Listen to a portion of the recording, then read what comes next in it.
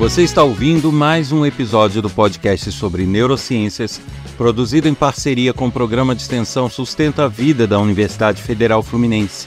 Meu nome é Adriano Freitas, pós-graduado em neuroaprendizagem, especialista em neurociência clínica, neuropsicologia clínica. No episódio de hoje, eu falo sobre direitos, deveres, objetivos, utopias, empatia.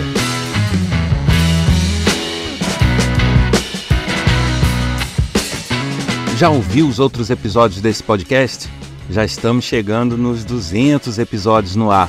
Então, tem muito material aí bacana, muita curiosidade, muita informação útil para todos. Se você não está nos acompanhando desde o início, que tal fazer uma maratona, se organizar e ouvindo alguns episódios passados também? E também nos ajudar a garantir a continuidade desse projeto.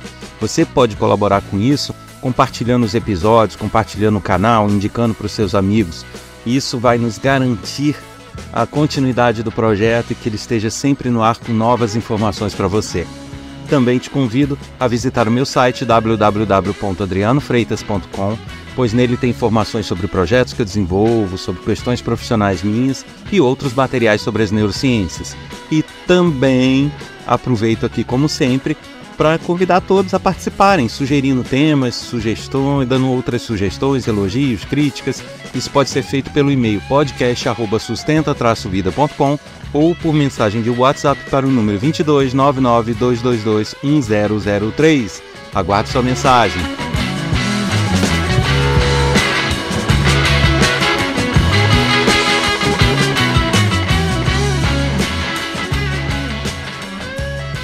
Muita gente deve estar se perguntando, nossa, mas essas 5 palavras que ele citou, o que tem uma coisa a ver com outra? Direitos e deveres, tudo bem, a gente já até imagina.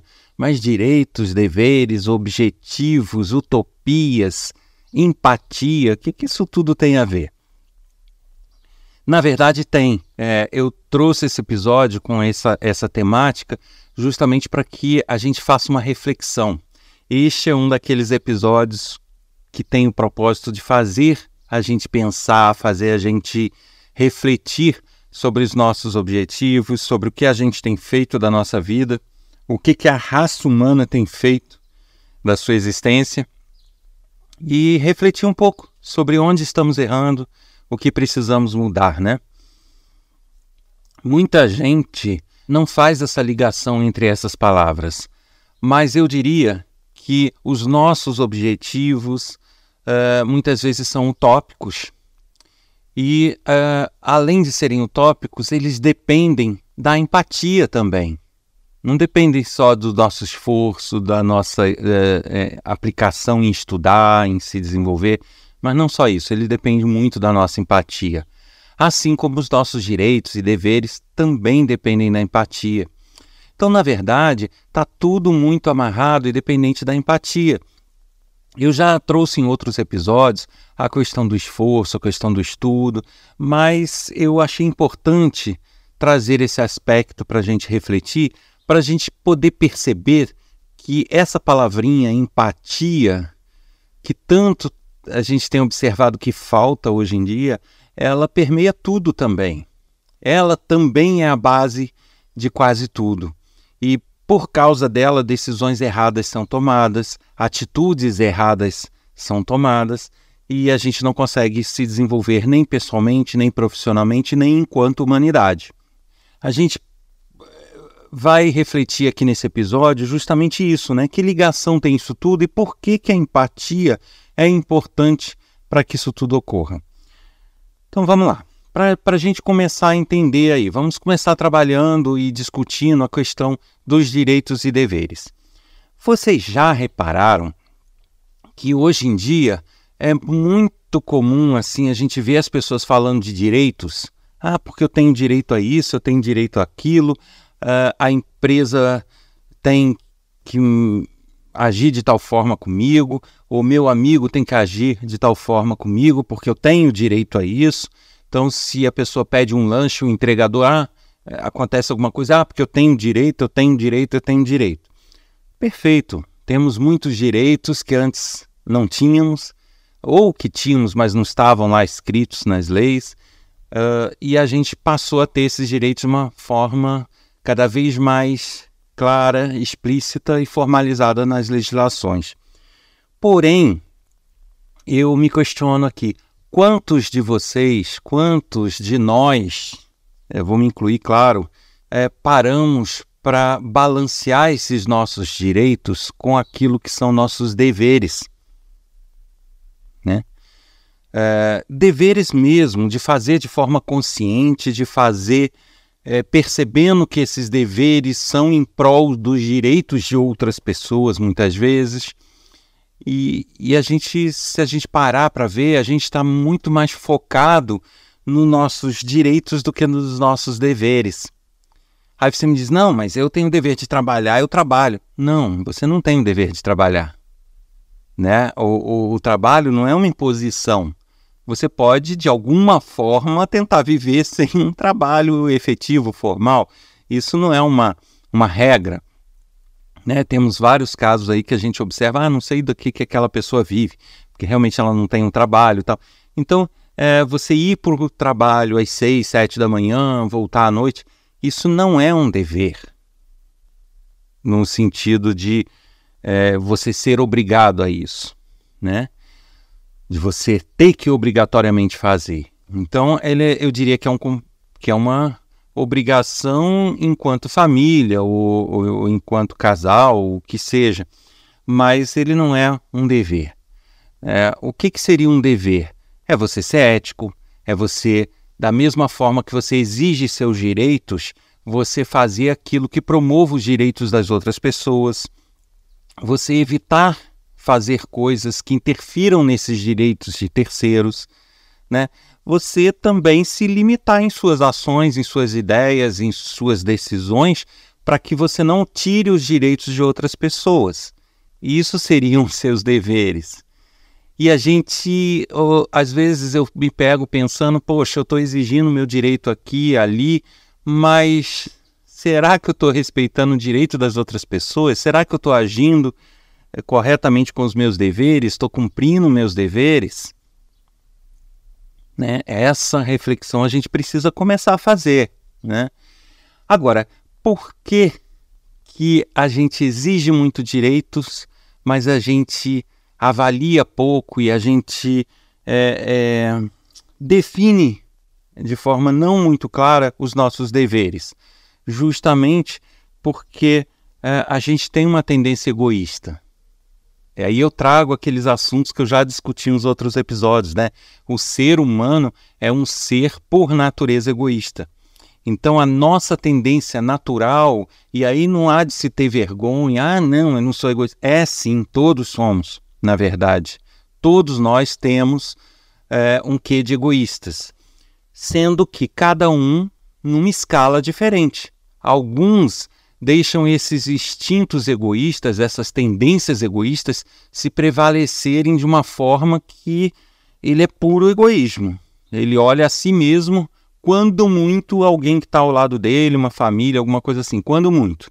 Mas algumas pessoas nem isso. Agora, outras já têm esse conceito e essa tendência egoísta já mais polida, já mais cuidada. Então, ele também tem as tendências egoístas naturais de qualquer humano, porém essas tendências elas são mais brandas, né? Então ele tende a se doar mais, tende a respeitar mais os outros e por aí vai. Mas o fato é que o ser humano, por natureza, é um ser egoísta. Eu já discuti isso em outros episódios. Quem me acompanha já sabe um pouco várias facetas disso. Quem não me acompanha, eu aconselho que faça aquela maratonazinha de ouvir os outros episódios e vai começar a entender esse contexto.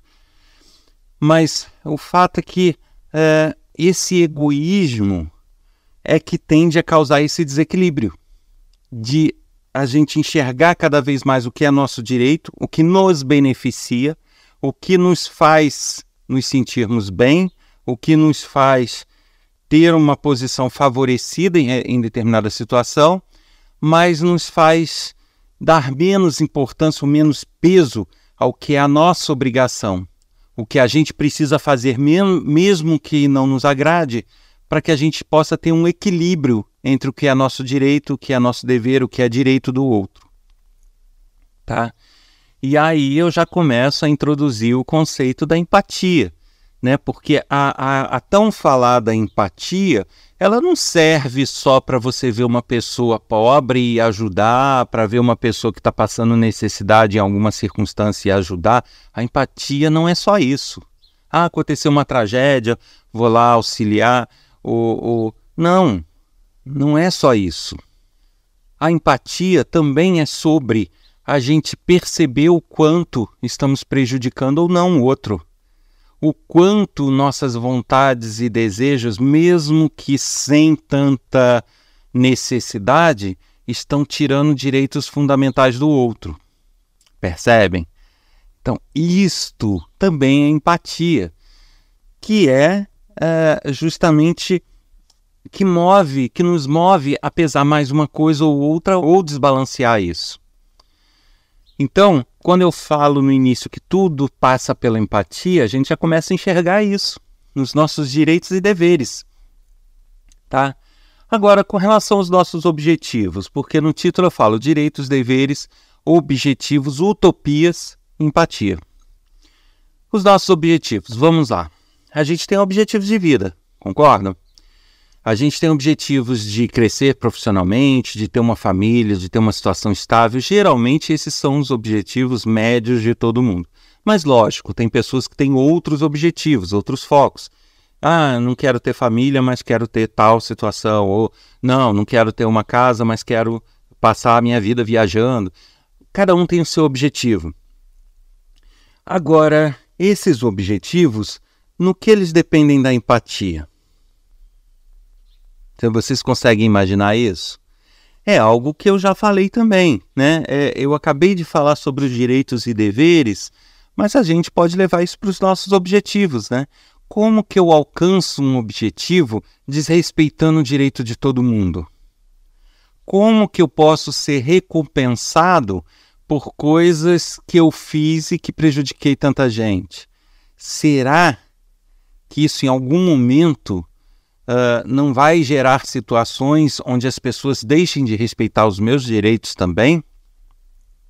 Sabe, a gente vê aí, é comum as pessoas falarem mal de políticos, porque político é isso, político é aquilo, nunca é preso. Tá, a gente pode ter legislações falhas, a gente pode ter uma estrutura de fiscalização e controle falho, a gente pode ter acordos de bastidores políticos, não vou entrar em méritos aqui, mas é fato que, se a gente parar para analisar, a gente vê mesmo nessas situações onde a gente pensa que há uma grande impunidade, muitas vezes a própria vida trazendo o troco, a volta, né? Então, uma pessoa que está muito bem hoje, que está muito dona de si, fazendo o que quer com os outros, amanhã tem gente fazendo o que quer com ela. Amanhã tem direitos desrespeitados, assim como desrespeitou dos outros. E isso eu não estou falando por uma questão religiosa ou filosófica, eu já discuti isso aqui também. É que a gente precisa imaginar que todas as ações geram reações. Tudo que a gente faz e todas as decisões que a gente toma, eu canso de falar isso aqui, por menores que sejam, interferem no nosso futuro. Então, se eu tomo uma decisão errada aqui, ela pode não ter uma resposta imediata amanhã, mas ela pode interferir no meu destino, no meu futuro a longo prazo, porque vários fatores, várias ações de outros, várias reações vão se encadeando até aquilo de alguma forma afetar o meu futuro. Então, de alguma forma ou de outra, os objetivos, eles são calcados nas minhas decisões pessoais. Então, eu não posso alcançar um objetivo se eu não tomar decisões pessoais que favoreçam alcançar esses objetivos. Sendo muito simplista, eu não posso ter o objetivo de ganhar na Mega Sena e nunca jogar nela, porque as minhas chances vão ser irrisórias. Eu vou, ainda assim, sem jogar, ter chances? Vou. Você me pergunta, mas como? Sem jogar você pode ganhar? Sei lá, eu posso estar andando na rua, achar um bilhete e ser um bilhete premiado. Tá? Não joguei, mas ganhei. Porém, qual é a chance disso acontecer? Se jogando já é difícil, né? Imagina sem jogar a chance de eu estar no lugar certo, na hora certa e achar o bilhete certo. É infinitamente irrelevante. mas faz parte de decisões. Porque eu decidir passar por aquele caminho naquela hora, ou ir num lugar onde eu teria que transitar por ali, essa decisão lá atrás interfere no meu futuro lá na frente. Mesmo que com uma chance irrelevante, mas interfere. Percebe? Então, por isso é que eu falo, até os nossos objetivos dependem das nossas decisões. E se nossas decisões não forem empáticas, forem o tempo todo egoístas, a gente vai ter tendências a ter reações dessas nossas ações que a gente teve no correr da vida. Percebem? Então, é sobre isso, sabe? É a gente perceber que a gente ter o olhar para o todo e não só para a gente faz a diferença, sim. Tá? Não é só aquele discurso moralista de ter que, porque se eu fizer isso eu vou ser uma boa pessoa. Não, não é só isso. É sobre você mesmo. Tá? Independente de você querer pensar ou não no outro, mas você respeitar as decisões, respeitar os limites, respeitar o que é sua obrigação e não apenas seu direito, faz com que tais decisões se reflitam em reações melhores para você também, porque o encadeamento de fatos vai levar a situações de maior equilíbrio, e isso vai te apresentar no seu futuro de uma forma mais equilibrada e mais robusta também. E aí eu entro na palavrinha utopia. Por que eu coloquei essa palavra junto? Porque muitas das coisas que a gente planeja, que a gente tem como objetivo, são utópicos. São utópicos a partir do momento em que a gente não trabalha de forma adequada e a gente não tem a empatia. Vou focar nela de novo. Então, percebem como tudo eu estou indo para a palavrinha empatia? Quando eu falei que tudo girava em torno da empatia é por causa disso. Aí mas por que tudo fica utópico? É simples, eu acabei de falar isso. É porque quando você tem objetivos e você trabalha esses objetivos com um olhar parcial, com um olhar seu, do seu bem-estar, da sua vida, do seu umbigo, você tende a ter um caminho maior até esse objetivo. Né? Você tende a ter reações às suas ações que não são aquelas que você gostaria de ter. Então, se você quer, um exemplo, ser promovido no seu trabalho, mas as suas ações e as suas decisões o tempo inteiro são egoístas, pensando primordialmente em você, como que você vai ser promovido a uma chefia, alguma coisa, se essa reação, essa promoção depende da ação de outras pessoas? Que muitas vezes são pessoas que vão receber as suas ações egoístas. Vão receber as suas tendências de ação egoístas. Mas aí você fala, não, mas com o meu chefe, com o dono da empresa, eu não sou assim. Né? Então ele que tem que me promover. Não, não é assim. Não precisa ser direto com ele, porque as ações vão sendo encadeadas. Então, de repente, você tem uma atitude, uma ação com uma pessoa, que vai ter com outra, que vai ter com outra. No final, isso vai te impedir de alcançar aquilo. Então, por isso, a utopia ela também é ligada à empatia. Ela também depende de uma empatia, de um respeito aos seus direitos, assim como de um respeito aos seus deveres. Né? E eu estou falando de objetivos pessoais, mas até os objetivos enquanto seres humanos. Às vezes eu vejo na televisão, porque o ser humano está destruindo a natureza, porque o ser humano não sei o quê, porque o planeta isso, o planeta aquilo, a humanidade está ficando violenta, a humanidade está assim, a humanidade está assado. Gente, vamos cair na real. Por quê? Porque o ser humano ele não está sabendo lidar justamente com os mecanismos de empatia e as tendências egoístas que ele tem. Então, por que o planeta está sendo destruído? Porque para uma pessoa é melhor derrubar trocentas árvores para ganhar um dinheiro do que fazer um trabalho mais intelectual ou porque fazer adotar uma outra profissão que lhe dê aquele mesmo dinheiro. né? Porque isso vai lhe causar mais esforço, ou porque isso vai exigir dele estudo, não sei, né? A pessoa fala, mas é porque tem as oportunidades, mas poxa, quantas pessoas não tiveram oportunidade e estão na batalha e nem por isso estão destruindo o planeta, né? É uma questão de decisão além de tudo. Tem a questão de opção ou de falta de opção, mas tem uma decisão por trás, né? Então, a gente vê que até as grandes coisas, até os grandes desastres, até as questões de humanidade, elas estão calcadas nesse instinto egoísta do ser humano. E esse instinto egoísta, ele fica mais forte quando a gente não tem essa empatia. Não é que a gente não tenha, mas quando a gente não usa ela para as nossas decisões. Então, isso se reflete em comportamentos de chefes de Estado, né, em políticos eleitos, representantes eleitos. Isso se reflete em pessoas que, como eu falei, andam à margem das leis, na certeza de impunidade, ou mesmo que não tenha essa certeza, mas porque ele está olhando para si ou está olhando para os seus, né, ele não tem um olhar empático. Então, na verdade, tudo de novo vai retornar para a empatia. Né, a impossibilidade de considerar esses pensamentos empáticos vai nos levar a pequenas questões pessoais, pequenas perdas pessoais, mas também a grandes perdas da humanidade. Mas aí você me diz, poxa, mas como que eu faço para mudar a cabeça de um presidente que não está me representando? Como que eu faço para fazer com que uma pessoa que está destruindo uma mata, uma área ambiental, perto da minha casa, ou que seja longe da minha casa, continue a fazer isso?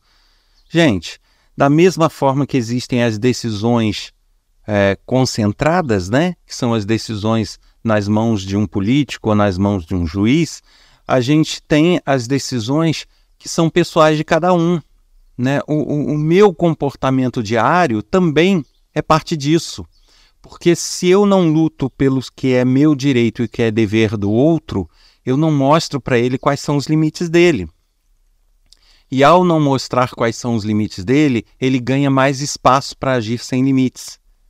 Tá? Independente disso na frente se reverter de volta para ele, mas isso vai deixando um rastro, né, de ações incorretas. E aí a gente deixa de fazer as pequenas coisas que estão ao nosso alcance e isso, no todo, se junta em grandes coisas. Né? Então, se eu deixo de lutar e defender causas ambientais, se eu deixo de expor isso para um vizinho que está fazendo alguma coisa errada, né? Se eu deixo isso aqui no micro, eu deixo a coisa rolar, quem dirá no macro? Né? Agora, se todos exigissem aquilo que é direito e que é dever do outro, se todos fizessem cumprir tudo de forma balanceada, eu acho que já seria mais difícil para lá em cima as coisas andarem em desacordo, sabe? As pessoas, além de tudo, se tornam escravas das decisões que tomam.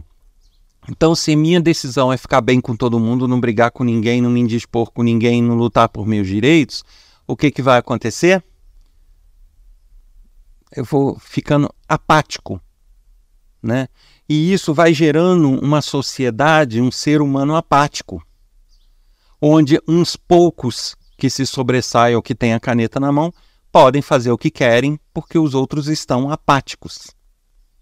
E ele sabe que ele não vai ter nenhuma reação imediata daquilo. Ele pode ter uma reação futura, mas imediata não. E as pessoas são muito imediatistas, né? Então, além de ser uma raça humana com tendências ao egoísmo, somos uma raça que tende ao imediatismo, que tende a ver e analisar as respostas imediatas para aquilo que fazem. Então, essas duas tendências nos derrubam. Né? Eu costumo até observar, assim, você às vezes, sei lá, compra um produto pela internet, aí o produto não vem nada daquilo que você, que foi descrito, ou então ele até é como descrito, mas não cumpre a função que você pretendia e tal. Quantas pessoas eu vejo uma enxurrada de reclamações na internet, aí a pessoa fica na rede social reclamando, mas alguém foi lá e brigou pela devolução do dinheiro e devolução do produto? A gente tem esse direito na nossa legislação. Do percentual de pessoas que ficam na internet reclamando, que ficam reclamando com os amigos, que ficam reclamando com os familiares, quantos desses que reclamam com o outro, ou até aqueles que ficam quietos, quantos de fato fazem cumprir o seu direito, que é um dever do outro, de ter o dinheiro devolvido e o produto devolvido? Eu estou falando aqui uma questão simples, pessoal, tá?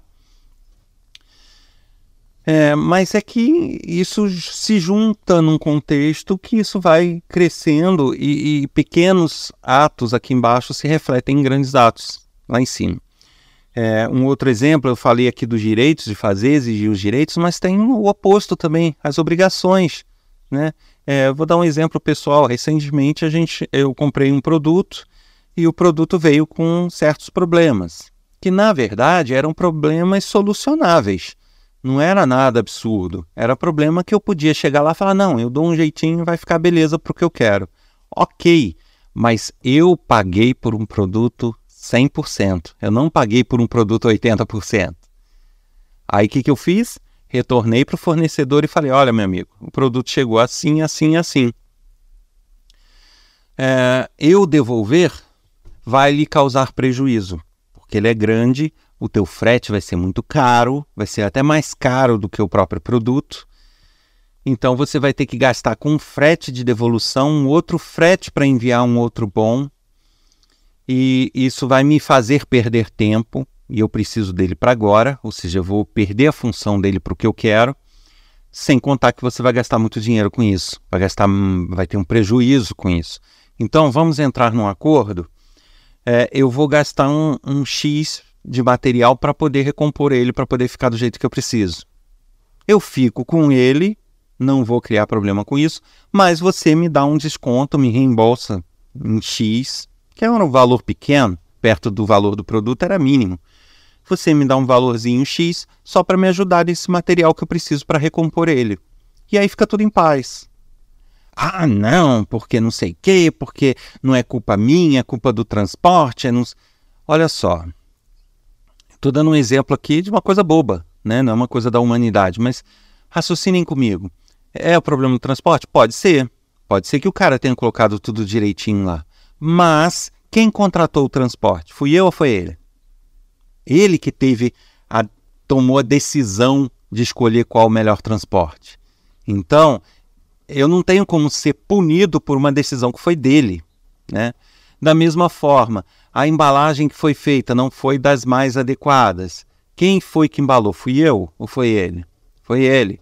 Então, ele tomou decisões que se reverteram num fato, numa situação com problemas.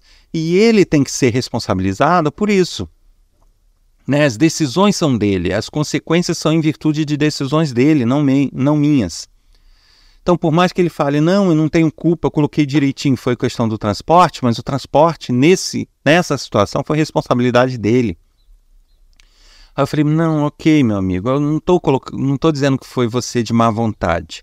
Só que eu paguei, e não paguei barato, por um produto bom.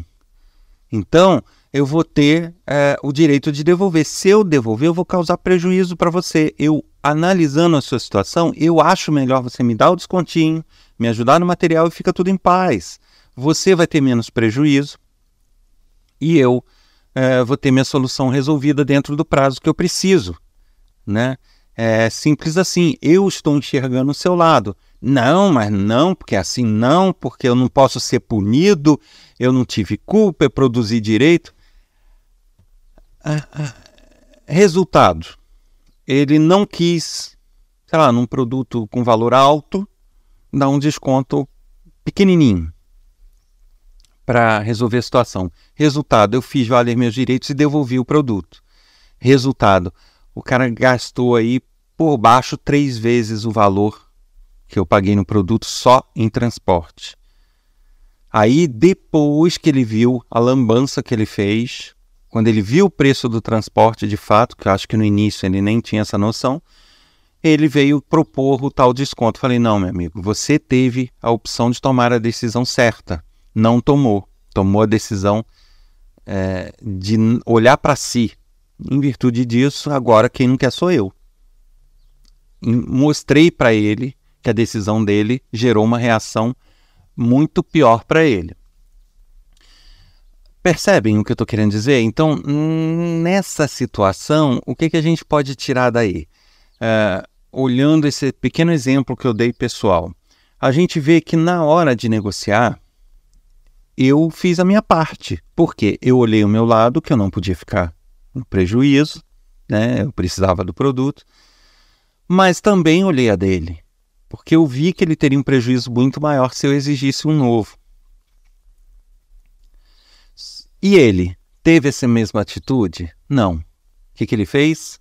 Olhou o lado dele o tempo inteiro e olhou uma resposta imediata. Tá? Imediatamente, para ele era melhor não ter aquele prejuízo, mesmo que pequenininho, do desconto. Ele foi muito imediatista, ele fechou os olhos para uma coisa um pouquinho na frente, não era nem tão futura assim, e olhou só para o próprio umbigo. Não, o comprador que se dane, eu coloquei certo e é isso. Resultado, quem se ferrou mais? Não fui eu, né? Então, isso é um pequeno exemplo pessoal que eu trouxe para ilustrar que esse tipo de situação do uso da empatia nas tomadas de decisão, elas interferem em tudo, sabe? Interferem no nosso dia a dia. E esse dia a dia interfere em outras pessoas. Nós somos ligados, né? E eu já cansei de falar isso. Então, a empatia e a nossa capacidade de balancear nossa tendência egoísta, ou a gente balancear, né, nosso egoísmo natural com a nossa empatia, vai nos levar a tomar decisões certas, mais acertadas ou mais erradas, equivocadas, que vai nos levar a ter reações mais agressivas ou menos agressivas, ou piores ou melhores. Então, é tudo muito interligado. Então, com esse episódio, eu trouxe essa reflexão, sabe? Que a empatia, ela é um dos elementos que nos leva a ter decisões mais equilibradas e, consequentemente, reações também mais equilibradas. A gente, enquanto humanidade, enquanto pessoas, a gente precisa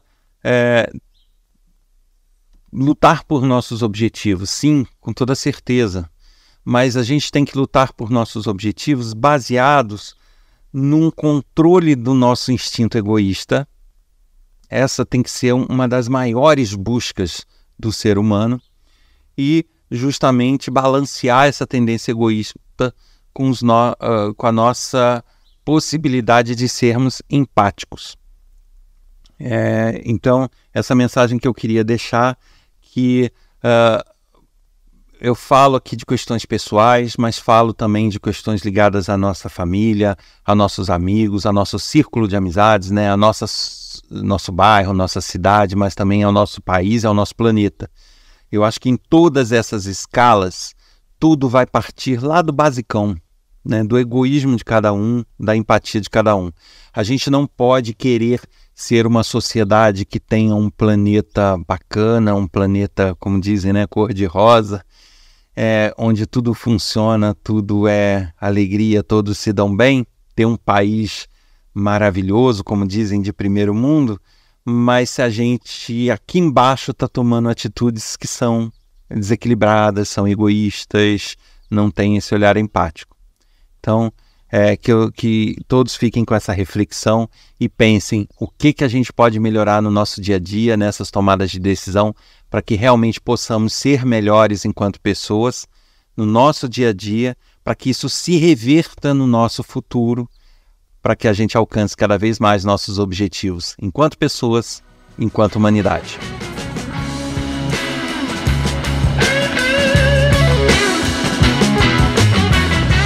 Você ouviu mais um episódio do podcast sobre neurociências, produzido em parceria com o Programa de Extensão Sustenta a Vida da Universidade Federal Fluminense. Meu nome é Adriano Freitas, pós-graduado em neuroaprendizagem, especialista em neuropsicologia clínica, neurociência clínica. Quer escrever para a gente com críticas, elogios, dúvidas, sugestões? Isso pode ser feito através do e-mail podcast@sustenta-vida.com ou por mensagem de WhatsApp para o número 22 99 222 1003. Aguardo sua mensagem. Até semana que vem com mais um episódio.